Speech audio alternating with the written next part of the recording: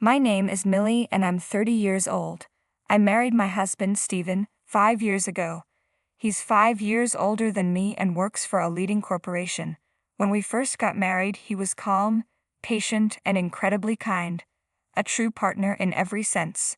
We were overjoyed when we found out we were expecting our first child during our first year of marriage. It felt like the peak of happiness. However, things started to change after I left my job due to the pregnancy. Stephen, who had always been gentle and understanding, began to act differently. When my morning sickness was particularly severe, I couldn't get out of bed. I ended up dozing off until late afternoon. When Stephen came home, I explained what happened, expecting some understanding. Instead, he snapped at me, something that had never happened before. "What were you doing at home all day? Do you think I'm stupid? Morning sickness isn't an illness. You're just being lazy. I've been working all day. Now hurry up and make dinner." From that day on, Stephen's criticism became a daily occurrence. No matter how hard I tried to keep up with the housework, it was never good enough for him. "Can you even manage something this simple? You really are an idiot," he would say, his words cutting deeper each time. "I don't know how you manage to survive being this stupid. You really don't know anything, do you? What can you even do?" If I dared to argue even just a little, he would lose his temper entirely, cursing and belittling me until I felt like I couldn't speak up anymore. Whenever I tried to share my thoughts, he would shut me down with a cold, "I don't care what you think, so just shut up." I was shocked by how much my husband had changed.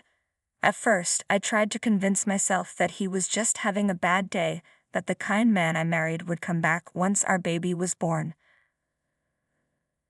Those hopes faded quickly.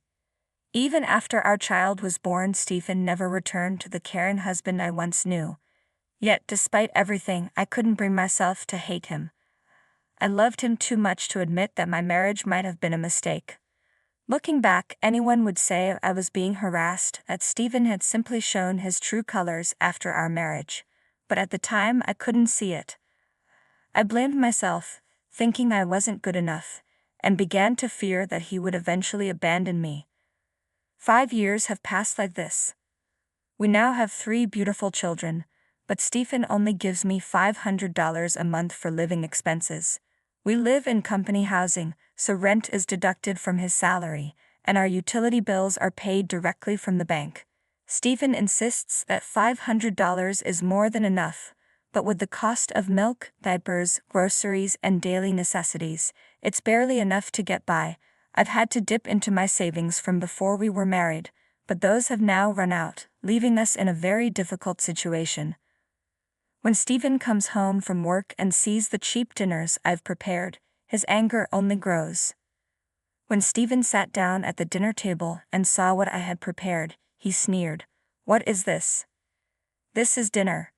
Can't you cook something more decent? You're home all day doing nothing, and this is the best you can manage. Can you even cook a proper meal?" I tried to explain that I didn't have enough money to buy better ingredients, but his response was cold and dismissive. I give you money for living expenses every month.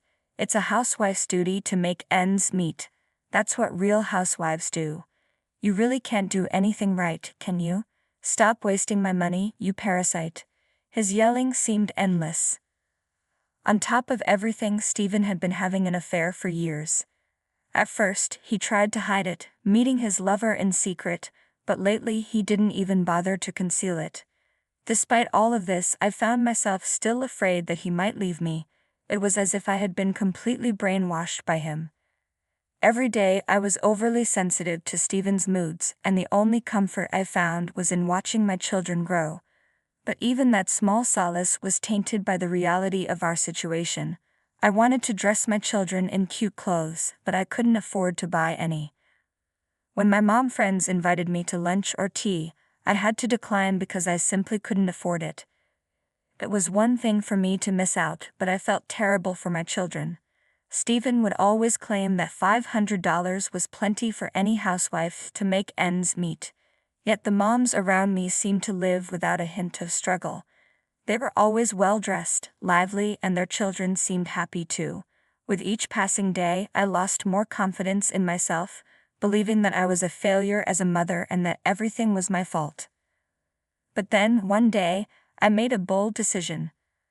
I confided in one of my closest mom friends about what was happening at home. When she heard my story, she was genuinely shocked. "None of this is your fault, Millie. Your husband is completely wrong. What he's doing is harassment, plain and simple." I had never even considered that Stephen's actions could be harassment.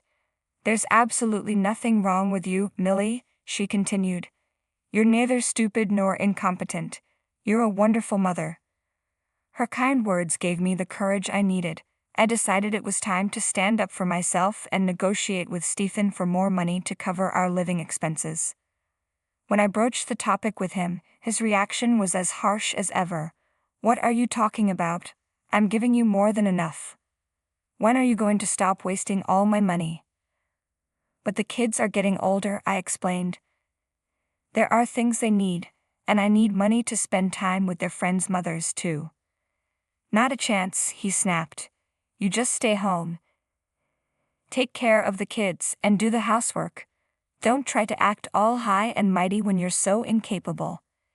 His yelling upset the children, and they started crying. "Shut them up," he barked. Before I even realized it, the words slipped out of my mouth.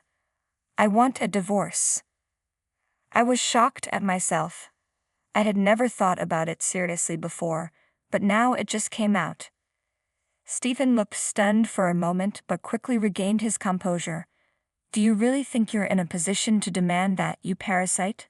Fine, I'd be glad not to see your miserable face anymore, but you're going to pay back every penny you've squeezed out of me."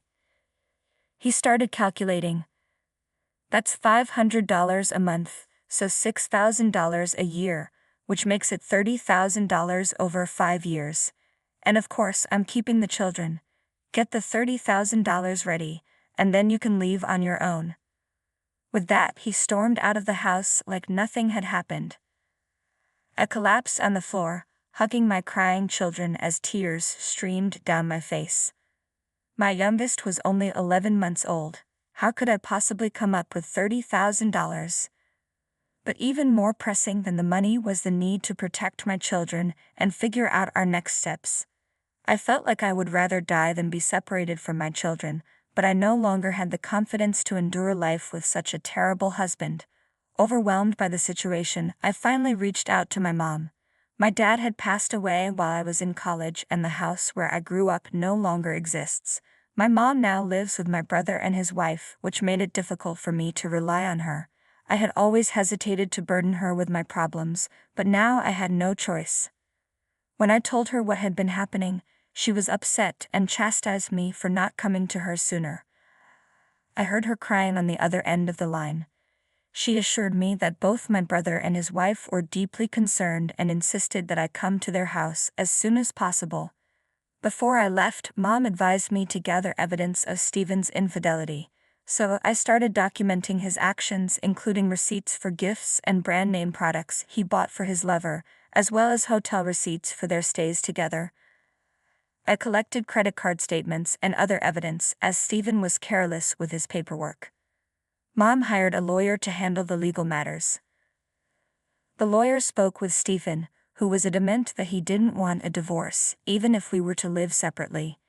He insisted on retaining custody of the children, which made me realize that this process would be lengthy and complicated. I began preparing to move the children to my brother's house. But as this was unfolding, we received unexpected news. Stephen had been diagnosed with stomach cancer. Fortunately, it was detected early, and the doctors said it could be treated with surgery. Stephen was admitted to the hospital for the procedure. Without him at home, life felt incredibly peaceful and refreshing. I experienced a calmness that I hadn't felt in a long time. Perhaps it was because I finally had a moment to breathe and focus on my own well-being and that of my children. Notice that with the stress of Stephen's absence, I had become more cheerful, and my children seemed livelier and happier than usual. Seeing them so well and thriving only strengthened my resolve to get a divorce. I had no regrets about leaving a husband who claimed his cancer was a result of the stress caused by my actions. Determined to raise my children on my own and ensure their happiness, I felt ready to move forward with my life. Then unexpectedly, Stephen's attitude softened. He expressed a willingness to divorce me, claiming that his cancer and the threat to his life had made him realize he wanted to start fresh. He wanted to reset his life and leave behind what he deemed unnecessary, including me and our children. It was clear that even in such a dire situation, Stephen's focus was solely on himself. I was taken aback by his callousness, particularly his dismissive attitude towards our children.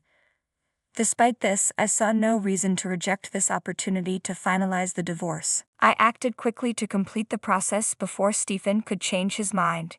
He no longer seemed to care about maintaining a relationship with the children, so I asked him to sign a pledge stating that he would never see them again. While this arrangement was convenient for me as it meant I would not receive child support, Stephen agreed to a substantial financial settlement. I also demanded compensation from his lover. Finally, I was able to finalize the divorce. Stephen, concerned about public perception, told his colleagues and neighbors that I was the one who left him as soon as he fell ill. I was frustrated by how selfish Stephen could be, but more than anything, I was relieved to be free from him. My life was finally beginning, and with a deep sense of happiness and liberation, I left the house where I had spent so many years with him. Shortly after my departure, I learned that Stephen had married the woman he had been seeing for years, who apparently worked under him at the office. I found a new apartment near my brother's house, where I'm raising the children with the support of my mother, brother, and his wife. I also secured a job. Though it has been challenging, I'm much happier now than I was before. 6 months later, my mom received a call from Stephen's father, which made me worry that something might have happened to him. I quickly called back to learn that Stephen had gone through another divorce. Fortunately, his cancer had not recurred, and he was in good health. Stephen had been living peacefully with his new wife, but it appears he started harassing her as well.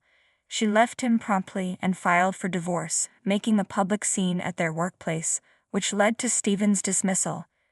He's now moved out of company housing, paid additional compensation to his ex-wife, and has no money left.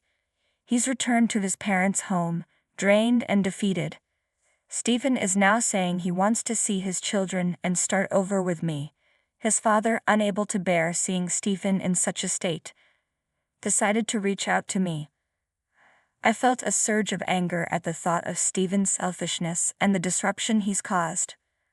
Finally free, I was stunned when Stephen appeared before me, as if from a ghostly apparition. After years of infidelity and his new marriage, he had been divorced within 6 months. Entirely his own fault. Now, instead of showing any remorse, he wanted to see his children and start over. Who did he think he was? Who was the parasite now? I was at a loss for words. Struggling to control my anger, I told Stephen I never wanted to see him again before hanging up. A few days later, as I was heading home from work, I was shocked to find Stephen waiting for me in a park near my house. My heart nearly stopped when I saw him. He looked pale and exhausted. For a moment, I didn't even recognize him. "Millie," he said, "I realize now that you're the only one for me. Our children need a father, right? I know a lot has happened, but we can start over. You must be having a tough time on your own, but I can help with the housework for a while." I couldn't contain my frustration. Start over? That's a joke. It might make sense for me to say that, but you have no right. I have no intention of rebuilding anything with you. I'm thrilled to be away from you. I don't care what's happened to you. And don't pretend you're doing me a favor. I'm far better off now than when I was married to you. Stephen stood there, stunned, his mouth hanging open. It was the first time I had ever spoken to him like this, so his reaction was understandable. "Just leave," I continued. "I don't know how long you've been here, but if you think you can waste your time like this, why don't you find a job or something? You're an adult. Don't have your dad follow me around. and if you come anywhere near me again, I'll call the police." With that, I walked away, leaving him standing there. Although I was scared and furious at his sudden appearance, seeing the look on his face actually made me feel better. My children and I haven't seen Stephen since, and we are living peacefully and happily. I believe there's still so much life ahead of us. I'm committed to staying positive and working hard until my children grow up.